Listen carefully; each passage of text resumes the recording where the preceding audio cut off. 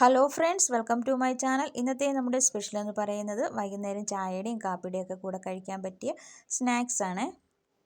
വളരെ പെട്ടെന്ന് തന്നെ നമുക്കിത് ഉണ്ടാക്കിയെടുക്കാവുന്നതാണ്. അപ്പോൾ ആദ്യമായിട്ടായി ചാനൽ കാണുന്നതെങ്കിൽ ഒന്ന് സബ്സ്ക്രൈബ് ചെയ്ത് സപ്പോർട്ട് ചെയ്തേക്കണേ. നമ്മളുടെ ഈ സ്നാക്സ് തയ്യാറാക്കാനായിട്ട് ഞാനിവിടെ 4 ബ്രെഡാണ് എടുത്ത് വെച്ചിരിക്കുന്നത്. ഇതിൻ്റെ കൂടെ തന്നെ 2 കോഴിമുട്ട എടുത്തിട്ടുണ്ട്. അതുപോലെ തന്നെ 2 ബ്രെഡ് ഒന്ന് പൊടിച്ച് വെച്ചിട്ടുണ്ട്. ഇത്രയുമാണ് നമുക്ക് ഇതിലേക്ക് ആവശ്യമായിട്ട് വേണ്ടത്. ഇനിയിപ്പോൾ ഈ ബ്രെഡ് ഒന്ന് കട്ട് ചെയ്തെടുക്കണം. നമുക്കിത് ഇതുപോലെ ഒന്ന് കട്ട് ചെയ്തെടുത്താൽ മതി. 3 കഷ്ണങ്ങളായിട്ടാണ് ഞാനിവിടെ ഈ ബ്രെഡ് കട്ട് ചെയ്ത് വെച്ചിരിക്കുന്നത്.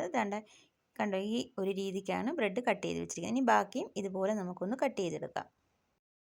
ഞാനിവിടെ എടുത്തു വെച്ചിരിക്കുന്ന ബ്രെഡെല്ലാം ഇതുപോലെ ഒന്ന് കട്ട് ചെയ്ത് എടുത്തിട്ടുണ്ട്.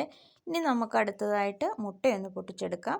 ഒരു ബൗളിലേക്ക് നമ്മൾ എടുത്തു വെച്ചിരിക്കുന്ന 2 മുട്ടയും ഒന്ന് പൊട്ടിച്ചിട്ട് കൊടുക്കാം. മുട്ടയൊക്കെ പൊട്ടിച്ച് കൊടുത്തതിന് ശേഷം ഇനി നമുക്കിതിലേക്ക് വേണ്ട ചേരുവകളൊക്കെ ഇട്ട് കൊടുക്കാം. ഞാൻ ആദ്യം ഒരു ചെറിയ സവാളയുടെ പകുതി എടുത്തിട്ട് അതൊന്ന് കൊത്തി അരിഞ്ഞ് ചേർത്ത് കൊടുത്തിട്ടുണ്ട്.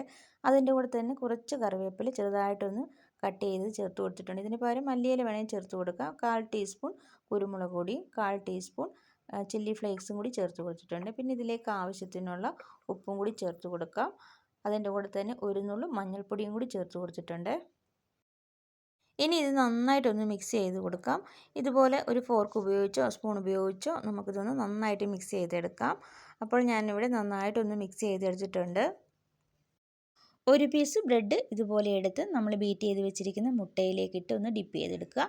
അത് കഴിഞ്ഞ് നമ്മൾ എടുത്ത് വെച്ചിരിക്കുന്ന ബ്രെഡ് ക്രംസ് ഉണ്ടല്ലോ, അതിലേക്കും ഇതുപോലെ ഒന്ന് മുക്കിക്കൊടുത്ത് എല്ലാ ഭാഗങ്ങളിലും ഒന്ന് ആക്കിയതിന് ശേഷം നമ്മൾ നന്നായിട്ട് ചൂടായി നിൽക്കുന്ന എണ്ണയിലേക്ക് ഇത് ഇട്ട് കൊടുത്ത് ഫ്രൈ ചെയ്തെടുക്കാവുന്നതാണ്.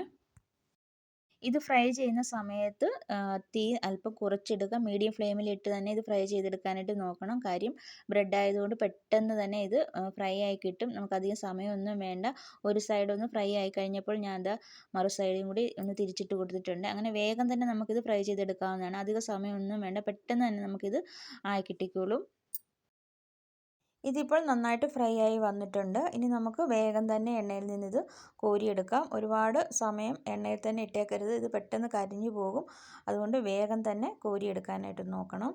ഇനി ബാക്കിയുള്ളത് നമുക്കിതുപോലെ ഒന്ന് ഫ്രൈ ചെയ്തെടുക്കാം. 4 മണിക്ക് സ്കൂളിൽ വിട്ട് വരുന്ന കുട്ടികൾക്ക് നമുക്ക് പെട്ടെന്ന് ഉണ്ടാക്കി കൊടുക്കാവുന്ന ഒരു സ്നാക്സാണ്. അധികം സമയമൊന്നും വേണ്ട. ഒരു 5 മിനിറ്റ് കൊണ്ട് നമുക്കിത് ഉണ്ടാക്കിയെടുക്കാവുന്നതേ ഉള്ളൂ. അപ്പോൾ ഞാനിതെല്ലാം ഒന്ന് ഫ്രൈ ചെയ്തെടുത്തിട്ടുണ്ട്. ഒരല്പം ടൊമാറ്റോ സോസും കൂടി എടുത്തിട്ട് അതിലൊന്ന് മുക്കി കഴിച്ച് നോക്കിക്കേ, നല്ല അടിപൊളിയായിരിക്കും. വീഡിയോ ഇഷ്ടപ്പെട്ടിട്ടുണ്ടെങ്കിൽ തീർച്ചയായിട്ടും എൻ്റെ ചാനലൊന്ന് സബ്സ്ക്രൈബ് ചെയ്ത് സപ്പോർട്ട് ചെയ്തേക്കണേ. Thank you for watching.